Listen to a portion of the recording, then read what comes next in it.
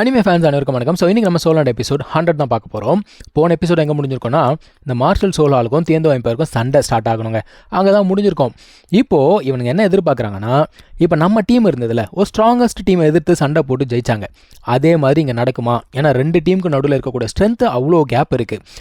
இப்போது இந்த மார்ஷல் சோலாவில் இருக்கக்கூடிய ஒருத்தன் என்ன சொல்கிறான்னா, டே முட்டா பையில சொன்னால் நல்லா கேளு, இந்த சண்டை இதுக்கு மேலே போக வேண்டிய அவசியம் கிடையாது. இங்கே பாரு, நாங்கள் 3 பேரே போதும் உங்கள் 7 பேரை அடித்து துவம்சம் பண்ணுறதுக்கு, ஒழுங்காக சண்டையை விட்டு ஓடி போயிடு அப்படிங்கிறான். ஆனால் நம்மால் என்ன சொல்கிறான், அது எப்படிப்பா, ட்ரை பண்ணி பார்த்தா தானே தெரியும் முடியுமா முடியாதான்னு, நாங்கள் ட்ரை பண்ணி பார்த்துட்றோம் அப்படிங்கிறான். ஜட்ஜும் பார்க்குறான், ஆடா என்னப்பா இவங்க பயங்கர கான்ஃபிடென்ட்டாக இருக்காங்க, ஸ்ட்ராங் டீமை பார்த்தா கூட இவங்க பயம் இல்லாமல் இருக்காங்களே, சரி சண்டை ஸ்டார்ட் ஆகட்டும் அப்படின்ன உடனே இப்போ இவங்க எல்லாம் பவர் அப் பண்ணுறாங்க.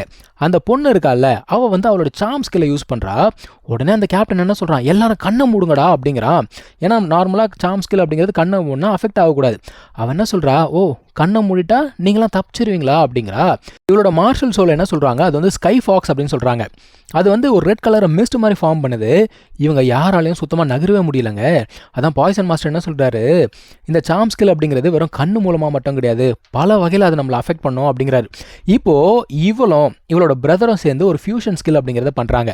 இந்த ஃபியூஷன் ஸ்கில்க்கு என்ன பேர் சொல்கிறாங்கன்னா, ஜீனி மெஸ்பனைசிங் அப்படின்னு சொல்கிறாங்க. பயங்கர ஸ்ட்ராங்காக இருக்குது. இது வந்து இவங்களுடைய ட்ரம்ப் கார்டு அப்படின்னு கூட சொல்லலாம். அது மட்டும் இல்லாமல் அந்த மிஸ்ட் இருக்கு இல்லையா, அந்த மிஸ்ட் என்ன பண்ணோன்னா உள்ளுக்குள்ளே இருக்கக்கூடிய ஆப்போனன்ட் ஸ்ட்ரென்த்தை 50% அப்படியே கம்மி பண்ணிடும். அது மட்டும் இல்லாமல் உள்ளுக்குள்ளே என்ன நடக்குது அப்படிங்கிறத வெளியிலிருந்தும் பார்க்க முடியாது, உள்ளுக்குள்ளே இருக்கிறவங்களுக்கு தெரியாது, அடிக்கிறவனுக்கு மட்டும்தான் தெரியும். ஆனால் தங்சான் கிட்ட பார்த்தீங்கன்னா பர்பிள் டீமன் இருக்கு இல்லையா, அதை யூஸ் பண்ணி உள்ளுக்குள்ளே என்ன நடக்குது அப்படிங்கிறத அவன் பார்த்துக்கிட்டு இருக்கான்.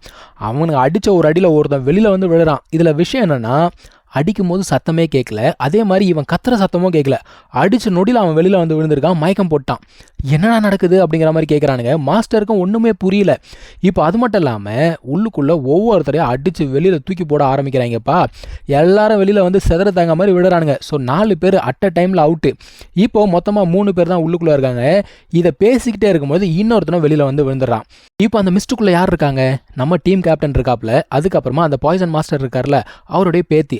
அடுத்த அடி அவளுக்கு தான், அவளுமே வெளியில் வந்து விழுந்துட்டா. கடைசியாக மிஞ்சினது டீம் கேப்டன் மட்டும்தாங்க. இவனுங்க என்ன சொல்கிறானுங்க, உன்னோட ஃபேமிலிக்காக உன்னை உயிரோட விடுறேன்னு சொல்லிட்டு அவனையும் முடிச்சு விட்டாங்க. மொத்த டீமும் அசால்ட்டாக முடிஞ்சு போச்சு. இந்த மேட்சை பார்த்து மற்றவங்களாம் பயந்தே போயிட்டானுங்கப்பா. அவனுங்க பார்க்குறானுங்க, டேய் இந்த மேட்சை பார்த்ததுக்கப்புறம் தான் அவனுங்க எந்த அளவுக்கு ஸ்கேரியாக இருக்கானுங்க அப்படிங்கிறது தெரியுதுரா அப்படிங்கிறானுங்க. அதாவது இதுக்கு முன்னாடி நம்ம டீம் போட்ட சண்டை தான் வந்து டாப்பில் இருந்தது. ஏன்னா நம்ம ஆட்கள் ஒரு ஸ்ட்ராங்கஸ்ட் ஆப்போனண்ட்டை டிஃபீட் பண்ணாங்க. ஆனால் இதை பார்த்ததுக்கப்புறம் அதெல்லாம் ஒன்றுமே இல்லைங்கிற மாதிரி இவனுங்க பேச ஆரம்பிச்சிட்டானுங்க. இப்போ எல்லாரும் நடந்து போய்கிட்டு இருக்காங்க. இவங்களுக்குள்ள ஒரு பேச்சு, அதாவது நம்ம டீமுக்குள்ளே, என்னடா இவனுங்க பயங்கர ஸ்ட்ராங்காக இருக்கானுங்க, இவனுங்களை எப்படி டிஃபீட் பண்ணுறது தெரியலையே அப்படின்னு யோசிக்கும் போது மாஸ்டர் என்ன சொல்கிறாரு, முதல்ல நீங்கள் யாருமே வந்து இவங்களை பார்த்து பயந்துடாதீங்க. இன்றைக்கி மேட்சை பார்த்ததுக்கப்புறம் எனக்கு ஒரு விஷயம் நல்லா தெரியுது, இவங்களை எப்படி டிஃபீட் பண்ணலாம் அப்படிங்கிறது எனக்கு புரிஞ்சு போச்சு அப்படிங்கிறாரு. அதாவது இவங்களோட முக்கியமான விஷயமே என்னன்னு பார்த்தீங்கன்னா அந்த ஃபியூஷன் ஸ்கில் தான். அது மட்டும் இல்லாமல் இவங்கெல்லாம் ஸ்ட்ராங்காக இருக்கிறதுனால மற்ற 4 பேர் இருக்காங்க இல்லையா, அவங்க சண்டையே போட மாட்டேங்கிறானுங்க. அவனுங்க வந்து தனியாக ஓரமாக நின்றுருக்காங்க. அது மட்டும் இல்லாமல் இவங்களுக்குள்ள கோஆப்ரேஷன் அப்படிங்கிறது சுத்தமாக கிடையாது. டாக்டிஸு பிளானிங்கு எதுவுமே இல்லை. ஸோ மாஸ்டர் என்ன சொல்கிறாரு, வரப்போகிற மேட்சஸ் எல்லாத்தையுமே பார்த்துட்டு அதுக்கேற்ற மாதிரி ஸ்கெட்சை போட்டு அவனுங்களை தூக்குறண்டா அப்படிங்கிறாரு. இப்போது அடுத்த ரவுண்டுக்கான லாட்ஸ் அப்படிங்கிறது எடுக்கணும். அதுக்காக டீம் கேப்டன்ஸ் எல்லாருமே கீழே இறங்கி போகிறாங்க. இதில் ஒரு லக் என்ன அப்படின்னு பார்த்தீங்கன்னா, இந்த 3 டீமுக்கு நடுவில் ஒரு மேட்ச் கூட கிடையாது.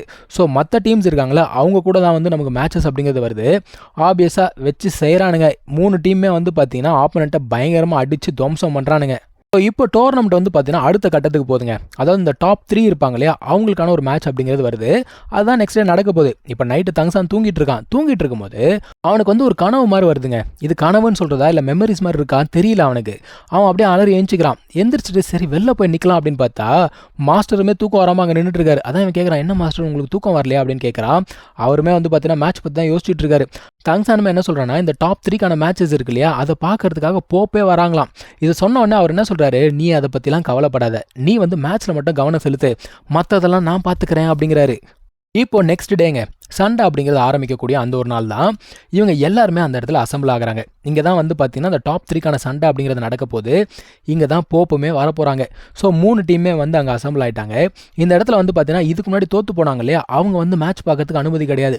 அது மட்டும் இல்லாமல் டீச்சராகவே இருந்தாலும் சரி, மேலே இருந்தால் பார்க்கணும், கீழே வரதுக்கு அனுமதி கிடையாது. இப்போது போப் அந்த இடத்துக்கு வராங்க. போப் அப்படின்னு சொன்னால் அந்த காண்டினென்ட்லேயே இவங்க தான் வந்து பெரிய ஆள். ஸோ இவங்களுக்கு மரியாதை கொடுக்கணும்ல. எல்லா டீமும் என்ன பண்ணாங்க, முட்டி போடுறாங்க. நம்ம டீம் மட்டும் வந்து பார்த்தீங்கன்னா நக்கலாக நின்றுட்டு இருக்குப்பா. தங்சானுக்கு என்னன்னா மாஸ்டர் முன்னாடியும் அப்பா அம்மா முன்னாடியும் மட்டும் தான் முட்டி போடணும், மற்றவங்க முன்னாடி முட்டி போடக்கூடாது அப்படிங்கிறதுக்காக அவன் நின்றுட்டு இருக்கான். இப்போ மேலே இருக்க ஒரு எல்டர் சொல்கிறான், அதுவும் லைனில் 2வது இருக்கான் பாருங்க, அவன் தான் தங்சான் அப்படின்னு உடனே இவங்க வந்து அப்படியே எட்டி பார்க்குறாங்க. எட்டி பார்த்து அப்படியே முறைக்கிறாங்க. தங்சானுமே என்ன பண்ணுறான்னா நக்கலாக முறைச்சு பார்க்குறான். அப்போது அந்த இடத்துல வந்து ஒருத்தன் இருக்கான். அவன் என்ன சொல்கிறான், உனக்கு எவ்வளோ தைரியம் இருந்தால் ரூடாக நடந்துப்பேன் அப்படின்றான். ஆனால் அந்த போப் வந்து பரவாயில்ல அப்படின்னு சொல்லிட்டு தடுத்து விட்டுறாங்க. அப்புறமா அவங்க கேட்குறாங்க, நீ தான் தங்சானா, மாஸ்டரோட ஸ்டூடெண்ட் நீ தானா அப்படின்னு உடனே ஆமாங்க அப்படிங்கிறான். அவங்க என்ன சொல்கிறாங்க, பரவாயில்லப்பா, மாஸ்டரோட ஸ்டைல் வந்து உங்ககிட்ட அப்படியே இருக்குது அப்படிங்கிறாங்க. ஆனால் தங்சான் என்ன சொல்கிறான், மாஸ்டர் கூடலாம் என்ன கம்பேர் பண்ணாதீங்க, நான் அவ்வளோ பெரிய ஆள்லாம் இல்லைங்க அப்படிங்கிறான். ஓகேன்னு சொல்லிட்டு அவங்க கண்டினியூஸாக பேச ஆரம்பிக்கிறாங்க. அவங்க என்ன சொல்கிறாங்கன்னா, இந்த ஒரு காம்படிஷனில் ஜெயிக்கிறாங்க இல்லையா, அவங்களுக்கு ஸ்பெஷல் ப்ரைஸ் அப்படிங்கிறது இருக்குது. என்னடா அப்படின்னு பார்த்தீங்கன்னா 3 சோல் போனுங்க. அந்த சோல் போனை வெளியில் எடுத்தோன்னே அப்படியே ஜொலிக்குது பாருங்க. எல்லாருடைய கண்ணுமே அது மேலே தான் இருக்குது. பயங்கரமான ஒரு பிரைட் லைட் அப்படிங்கிறது இருக்குது. இந்த 3 சோல் போனுமே வந்து டெக்கேட் மில்லேனியம் பீஸ்லேருந்து எடுத்துருக்காங்களாம். அது பயங்கர ஸ்ட்ராங்காக இருக்குமா. அதுலேயுமே ஸ்கல் போன் அப்படிங்கிறது இருக்குது. அது வந்து பார்த்தீங்கன்னா 50,000 வயசா அந்த ஒரு பீஸ்ட்டுக்கு. அந்த பீஸ்ட்டை கொன்னது யாரா அப்படின்னு பார்த்தா இதுக்கு முன்னாடி இருந்த போப்பு தான் அந்த பீஸ்ட்டை கொண்டு இந்த ஒரு சோல் போனை எடுத்துகிட்டு வந்திருக்காரு. என்னதான் எல்லாருமே தனக்கு சோல் போன் வேணும் அப்படின்னு நினச்சா கூட அது ஜெயிச்சா தானே கிடைக்கும். இது ஜெயிக்கிறதுனா சாதாரண விஷயமா. அதான் அந்த லேடி சொல்கிறாங்க, இங்கே யார் சாம்பியன் ஆகிறாங்களோ அவங்களுக்கு தான் அந்த சோல் போன் கிடைக்கும். ஸோ உங்களோட திறமை எல்லாத்தையும் நீங்கள் காட்டுங்க அப்படின்னு சொல்கிறாங்க. என்னத்தை காட்டுறது, இவனுங்க தான் ஏற்கனவே முடிவு பண்ணி வச்சிருக்கானுங்களே. ஸோ இதுக்கு மேலே சண்டை எந்த திசையில் போகுது அப்படிங்கிறத நம்ம அடுத்த எபிசோடில் பார்க்கலாம். தேங்க்யூ ஸோ மச் ஃபார் வாட்சிங். Take care. பை.